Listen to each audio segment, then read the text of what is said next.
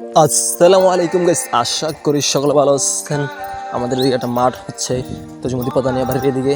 সবাইকে খেলার জন্য আমন্ত্রণ রইল, সবাই খেলতে আসবেন।